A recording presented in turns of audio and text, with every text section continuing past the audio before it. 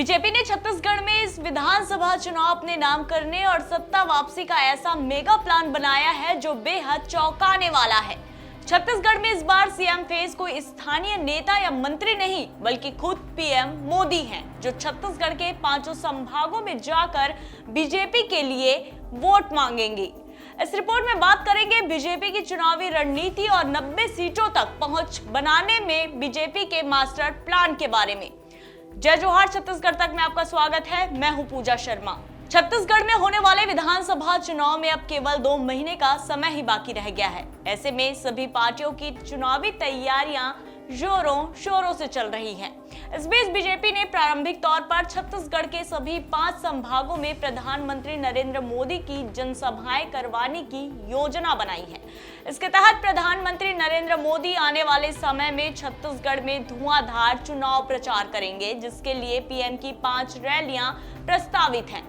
हालांकि बाद में जरूरत पड़ने पर प्रधानमंत्री की जनसभाओं की संख्या को बढ़ाया भी जा सकता है। प्रदेश के हर संभाग में पीएमओ की एक रैली होगी। हर संभाग में लगभग 6 जिले आते हैं। ऐसे में पार्टी की कोशिश है कि पीएम की इन 5 रैलियों के जरिए प्रदेश के सभी विधानसभाओं को कवर कर लिया जाए। बता दें, अब तक बीजेपी ने छत्तीसगढ़ में किसी को सीएम चेहरा नहीं बनाया, लिहाजा ये माना जा रहा है कि पार्टी पीएम मोदी के चेहरे पर चुनाव लड़ रही है।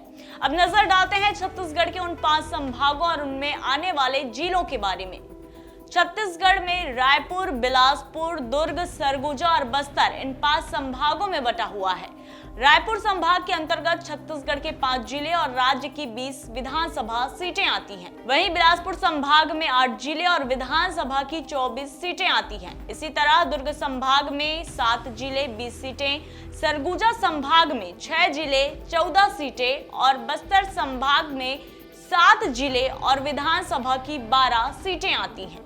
चुनाव की तारीखों की आधिकारिक घोषणा होने के बाद प्रधानमंत्री मोदी राज्य के इन सभी संभागों में एक जनसभा को संबोधित करेंगे, जहां वे उस संभाग के अंतर्गत पड़ने वाले सभी विधानसभा सीटों के पार्टी उम्मीदवारों को अपने मंच पर बुलाकर वोटरों से रूबरू करवाकर बीजेपी के लिए वोट मांगेंगे।